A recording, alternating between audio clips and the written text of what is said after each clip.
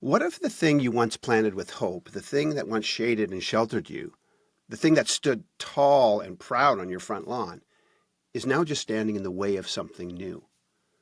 What if it's not growing? What if it's actually just groaning? What if it's not just dying? What if it's already dead and you just haven't admitted it? Hey, my friends, welcome back to the UNCOMMODiFiED Podcast. I'm Tim Windsor, and this is going to be a bit different. This is a Sunday morning coffee chat. It's Sunday morning, grabbing a coffee here. I just want to have a chat about this because I had this experience, and I think there's some real lessons for me and for you in it. Today, I want to tell you a story really about death, about roots, about rot, and redemption. There was a Norwegian maple tree on our front lawn. It was stately, it was strong, until it wasn't. Over the years, we watched it die in slow motion, slowly from the top, and the culprit was actually its roots, tangled, constricted, and no longer able to draw life, water, from the earth. It was a stark and almost brutal reminder to me that sometimes the most vital parts of us, of our lives, are hidden, unseen, and when they fail, we don't realize it right away, but everything starts to suffer and to shrivel. Now, this experience has got me thinking, really thinking about our own roots, my roots, personal and professional, about the silent struggles that can choke off our growth and the uncomfortable, often painful decisions that we face when something we've invested in, something we've nurtured, is simply no longer viable. So here are some of my thoughts. Let me just grab another drink of my coffee.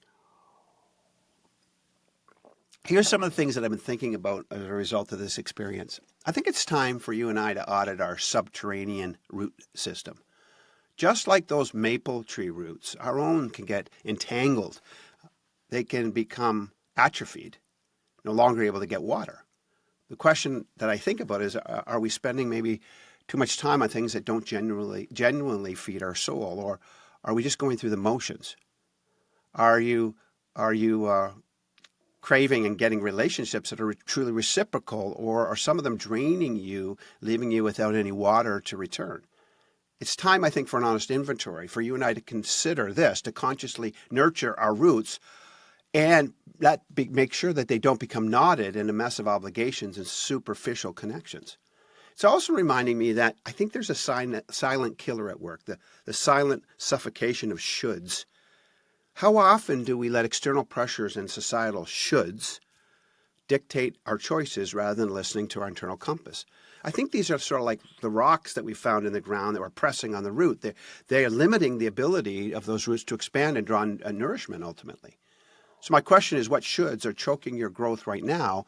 And what if you just didn't? See, the only way forward, I think, in this journey for us and for all of us is to admit the tree was dead.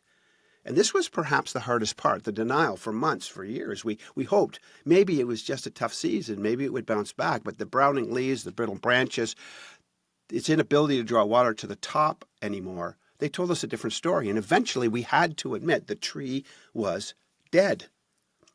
And I think this translates directly into our lives. We must muster up the courage to declare every once in a while that something is dead.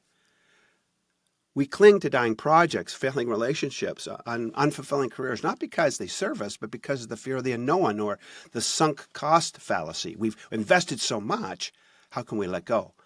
But continuing to water a dead tree or dead dreams only drains your resources and prevents new growth. The question we all must ask ourselves is this: is it time for us to acknowledge something is truly, irrevocably dead in our lives? And if it is, then I think what happens is we discover, as we did that day when the arborist came to take it down, that the chainsaw is a powerful and painful tool. Making the decision to remove the maple tree was hard. The sawing, the cutting of the trunk, the limbs crashing to the ground, it felt violent, destructive. But I guess it's no different when we cut off ties with a part of our past or a self-limiting belief or a relationship that no longer serves us. It's painful, it's messy, but sometimes that necessary destruction is the only path to renewal. And to do this, we all must, as we did that day, embrace the temporary chaos on the front lawns of our lives. Now, the space where the Norwegian maple stood It felt, when we took it out, empty at first, of course, a gaping hole, but we didn't leave it that way. We replanted a young, vibrant red maple full of promises. It's small now, for sure, but it represents hope, resilience, and the intentional act of starting again. And this is where the real power lies, I think. It's in intentionally replanting. When you remove something dead, you create a void, but you have a choice, and don't let that void be filled by default. What do you want to plant in its place? What new habit, what new relationship, what new project, what new beliefs will genuinely flourish and nourish your future growth? Be deliberate and choose wisely, as we did when we picked our new red maple. And remember, and this is important, it's hard for me, be patient with the new growth. The new red maple, it's not going to offer the same shade or stature for a long time. Similarly, new beginnings take time. Don't expect instant gratification. Nurture your new venture with patient consistency and belief in your future potential. And understand that the initial growth will often be subtle, sometimes unseen, and more than often enough, it's beneath the surface first.